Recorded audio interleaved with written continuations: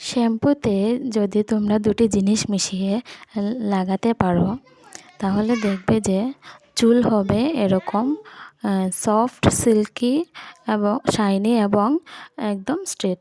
তো চলো দেখিনি শ্যাম্পুতে কি মেশানো। তো এখানে আমি নিয়ে নিলাম একটা বাটিতে চিনি নিয়ে নিলাম আমার চুলের পরিমাণ মতো।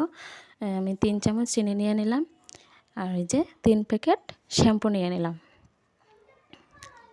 তো এবার আমি শ্যাম্পুটাকে এই চিনিতে মিশিয়ে দেব।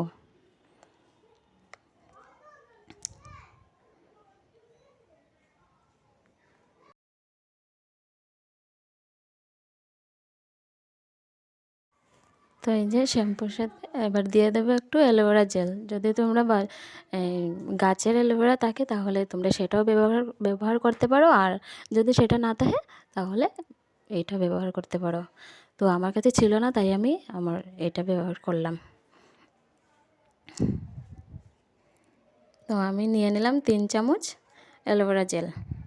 তো এবার এটাকে আমি ভালো করে মিশিয়ে দেবো।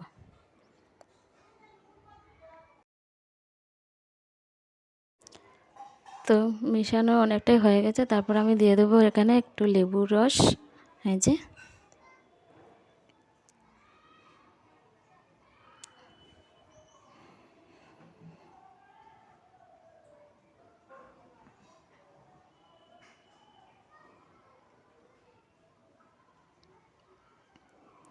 তো লেবুর রসটা দিয়ে আমি ভালো করে আবার সব কটাকে মিক্সড করে নেব। যে দেখছো আমার পুরোটাই মিক্সড হয়ে গেছে। তো এবার নিয়ে নেব আমি একটা বাটি নিয়ে নেব। তো এবার বানাতে হবে একটা সিরাম। তো আমি সিরামের জন্য নিয়ে নিলাম 2 চামচ নারকেল তেল। আমার চুলের পরিমাণ মতো আমি নিয়ে নিলাম। তো জলটা মেশানোর পর এটাকে ভালো করে মিক্স করে নিয়ে নেব 2 চামচ অ্যালোভেরা জেল। যদিও তোমরা গাছের অ্যালোভেরা জেল থাকলে তোমরা সেটা ব্যবহার করতে পারো, আর না থাকলে বাজারে কেনা সেটাই ব্যবহার করতে পারো। তো আমি এটাই ব্যবহার করলাম। তারপর এখানে মিশিয়ে দেবো একটুখানি জল।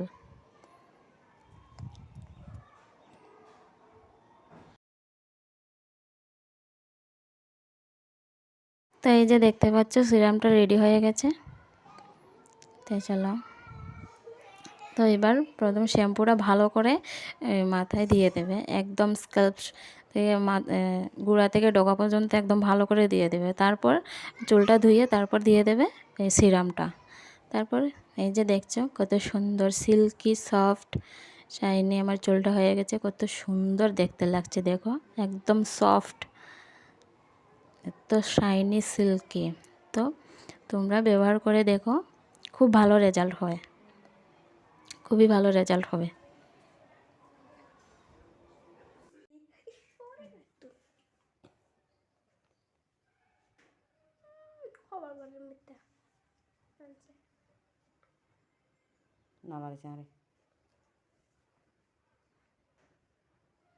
তো বন্ধুরা দেখতেই পেলে কত সুন্দরভাবে রেজাল্ট করেছে এটা এই জিনিসগুলো মিশিয়ে দিয়ে।